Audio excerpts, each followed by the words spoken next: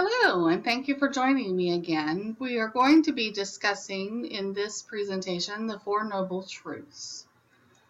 A special thank you to Dr. David Gatros in the Department of Computer Science in preparing this presentation. You'll see here also the reference where this material has come from Buddha Dharma Education Association Incorporated. The Four Noble Truths. Suffering. The first sermon of the Four Noble Truths the first sermon to five aesthetics, the Buddha spoke of the Four Noble Truths. They are the truth of suffering, the truth of the cause of suffering, the truth of the end of suffering, and the truth of the path leading to the end of suffering. The Four Noble Truths sum up the Buddha experienced and realized about the nature of life and how he found a solution to end suffering in life. Truth number one, suffering exists. The viewpoint is that life consists of suffering and dissatisfaction. This suffering is called dukkha. Suffering and the truth of suffering, Buddhists found the solution to the problem of suffering began with the recognition that life is suffering. This is the first noble truth. People will see that life is suffering when they look into their experiences around them. We'll see here some pictures. Suffering may be physical or mental. Human nature is imperfect, as in the world you live in. During your lifetime, you inevitably have had to endure physical suffering such as pain, sickness, injury, tiredness, old age, and eventually death. This is especially true for poor people. This means you're never able to keep permanently what you strive for. Happy moments pass by, and soon you will too.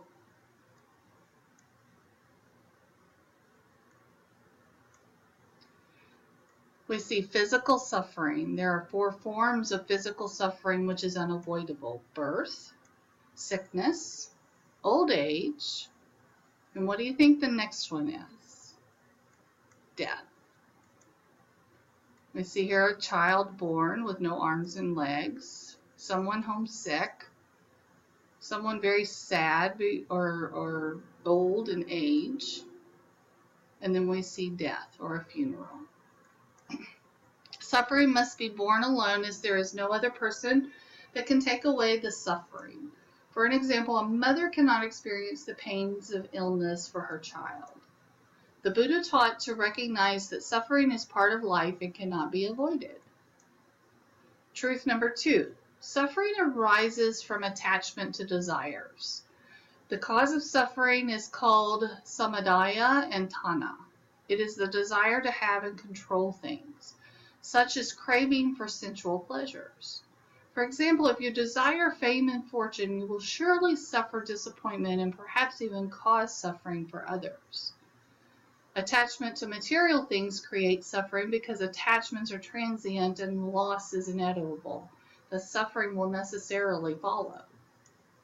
Truth number three, suffering ceases when attachment to desire ceases. Think about that. If you don't desire something, does your suffering stop because you can't have it? The end of suffering is called nirvana. It's achieving nirvana, which is the final liberation of suffering. The mind experiences complete freedom, liberation, and non-attachment. It lets go of any desire or craving. It is attaining dispassion.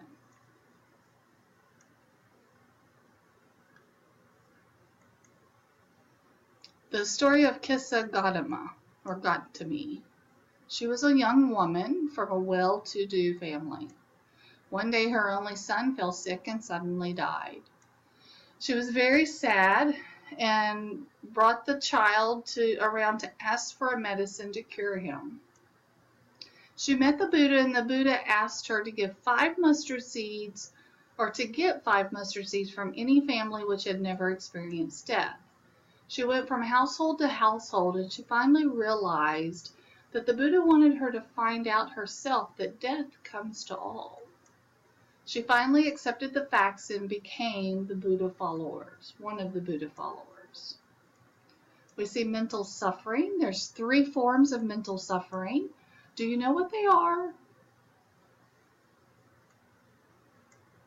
Being separated from the people one likes or loves. Being together with people one dislikes. That is a form of suffering. Not getting what one wants. We see here people very disturbed. So an example, can you give me an example? A child may feel very upset when parents do not allow them to play on computer games. That's suffering. Nirvana means freedom from all worries, troubles, and ideas. It is not comprehensible for those who cannot attain it. What you see here is nirvana and the path that leads to it. Truth number 4, freedom from suffering is possible by practicing the Eightfold Path. In order to end suffering, you must follow the Eightfold Path. This liberation from suffering is what many people, when they use the word enlightenment, this is what they mean by it. It's the path to the end of suffering is gradually seeking self-improvement through the 8 elements. The path to the end of suffering can extend over many lifetimes, throughout which every individual rebirth is subject to karmic conditioning. Craving, ignorance, and other effects will disappear gradually as progress is made through each lifetime. So how do we get happiness in life? Are there happinesses in life? Happiness of parents' love, happiness of friendship, happiness of having a healthy body, winning the big prize, playing on the sandy beaches in Panama City, Florida. You know, there's many things that are happy in life.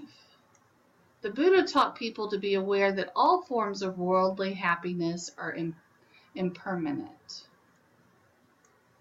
People should not be attached to or distracted by these temporary pleasures, otherwise they suffer when they are gone. The truth of suffering must first be recognized before the solution to the end of suffering can be found. The Eightfold Path involves the right view, the right intention, the right speech, the right action, the right livelihood, the right effort, the right mindfulness, and the right concentration. The elements of the Eightfold Path are grouped into 3 sections: wisdom, morality, and concentration. You see here the division of all of those. Right view means that you should see and understand things as they really are and accept the four noble truths.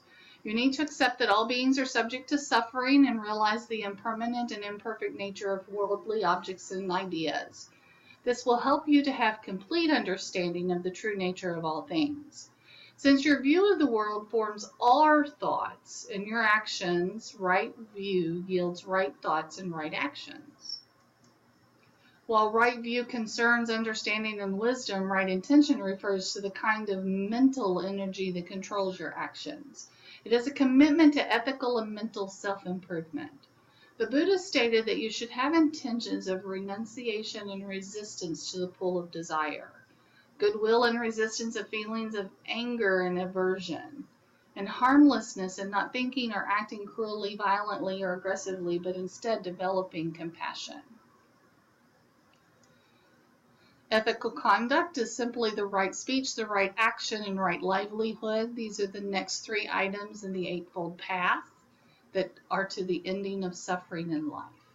Ethical conduct is related to moral discipline. It supports the other principles of the path. The Buddha stated that to follow right speech, you should abstain from false speech. Don't tell deliberate lies and speak deceitfully. Slanderous speech and using words maliciously against others. Abstain from harsh words that can offend or hurt others. Idle chatter that lacks purpose or depth. And paraphrasing the Buddha's words in a positive sense, it means you should tell the truth, speak kindly, use warm and gentle words, and talk only when necessary. The right action means you should act in a wholesome manner with positive deeds. If you perform unwholesome actions, it will lead to unsound states of mind. The Buddha stated that to follow right action, you should abstain from harming others intentionally or accidentally, taking what is not given, including stealing, fraud, deceitfulness, and dishonesty, sexual misconduct. Paraphrasing the Buddha's words in a positive sense, it means you should act kindly and compassionately, be honest and respect the belongings of others, and follow proper sexual conduct. Right livelihood means that you should earn your living in a righteous way and that wealth should be gained legally and peacefully. The Buddha mentions 4 specific activities or livelihoods that harm other beings and that you should avoid: dealing in weapons, dealing in living beings such as slave trade and prostitution, including raising animals for slaughter, working in meat production and butchery, selling intoxicants and poisons such as alcohol and drugs.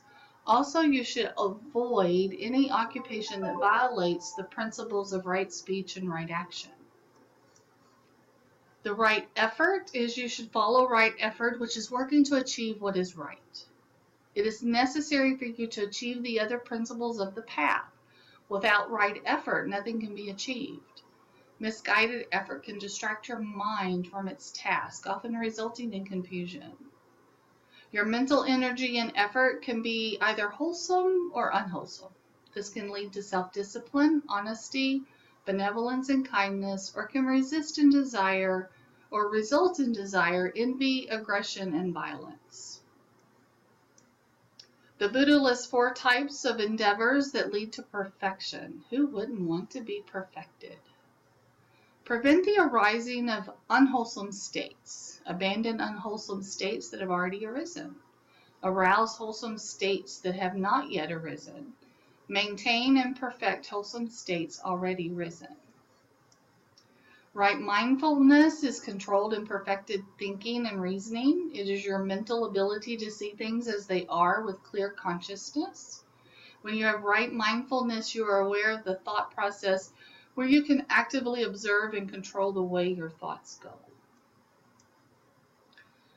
4 foundations that the Buddha identified of mindfulness are the contemplation of the body, feelings or emotions, the state of mind, the phenomena. Right concentration. The right concentration concerns the development of a mental force that occurs in your natural consciousness. Concentration is the state where all mental faculties or faculties are unified and directed onto one particular object.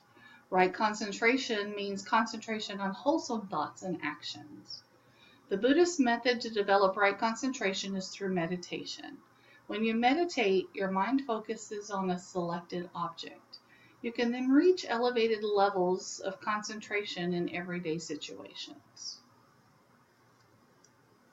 So in summary, suffering is a fact of life.